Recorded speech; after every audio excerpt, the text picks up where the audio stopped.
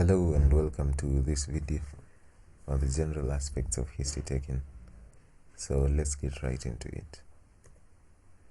So history taking forms an essential and the initial step in a healthcare practitioner and the patient encounter. So taking a history will provide a basis for emphasizing aspects of the subsequent physical examination and for making the initial decisions about the diagnostic testing and treatments of patients. So the information gained during the history taking and physical examination will enable you as a clinician to narrow the list of possible diagnoses, to be able to explain a patient's symptoms and to refine plans for additional testing and treatment. So when approaching a patient, you need to greet the patient and introduce yourself. You need to seek the patient's consent and ensure there is privacy because patients' health conditions are a private matter. Then you should inquire about the patient's biodata, which will include the patient's name, age, sex and address, their occupation, marital status, mode of admission, whether it was through the outpatient department or the emergency department, date of admission and the time of admission. Then you should inquire about the patient's presenting complaint or complaints. This is also called the chief complaint. So you should inquire about the disturbing problem that made the patient to come to the hospital. Inquire about the problem's duration, and in case there is more than one presenting complaint, you need to list them in a chronological order, in the order in which the symptoms started to appear. The complaint generally should be less than 3 or 4 in number, and you should write the complaints in the patient's own words. And also remember to write the symptoms and note the diagnosis. Thereafter, you should inquire about the history of the presenting illness. This is also known as HPI, and it focuses on analyzing the symptoms captured in the presenting complaint. You need to inquire about the onset of symptoms, whether it was sudden or gradual, and the duration of symptoms. It could be for 1 week, 1 month, or several months or several hours. The progression of the symptoms, if the symptoms have been worsening with time or improving with time, or if the symptoms have been static. Also be sure to inquire about the aggravating factors and relieving factors of the patient's symptoms and the association with other symptoms, which could help you to rule in or rule out a differential diagnosis. So here I've given an example of a patient presenting with pain.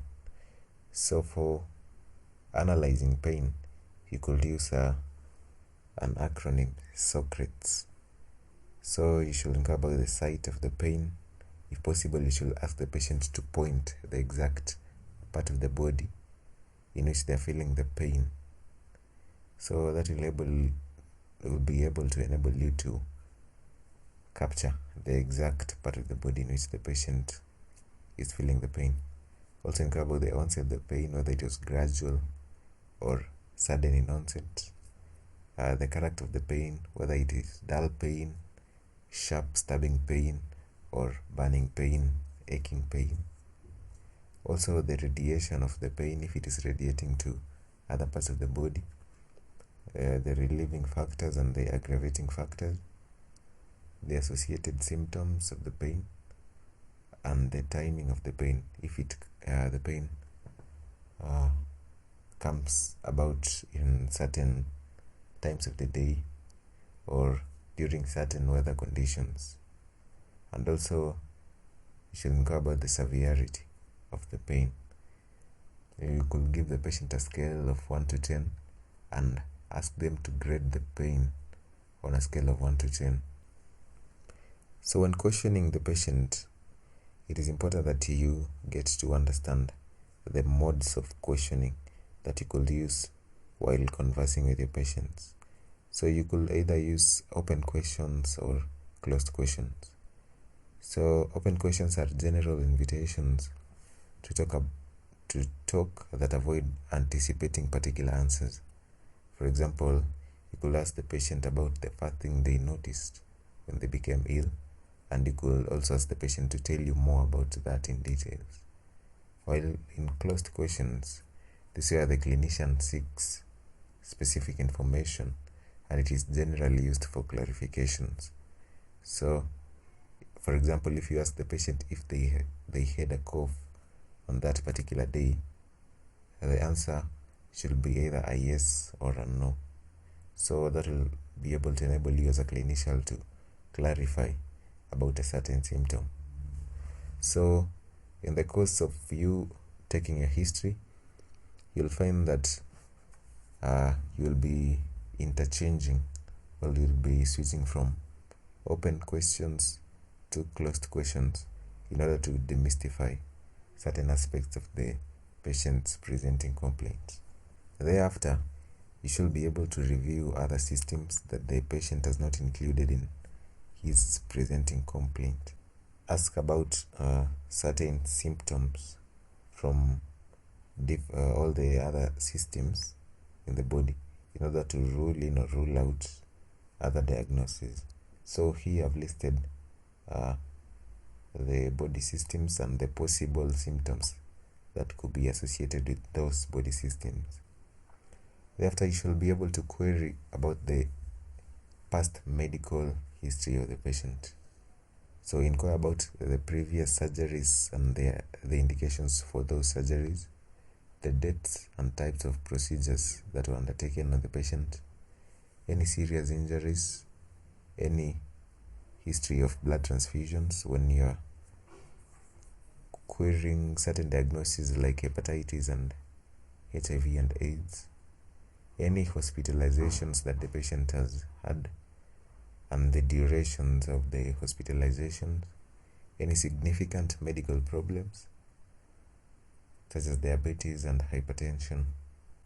Inquire about the drug history. So in the drug history, you should inquire about the drug allergies and intolerances and the specific adverse reactions that the patient has on certain medications.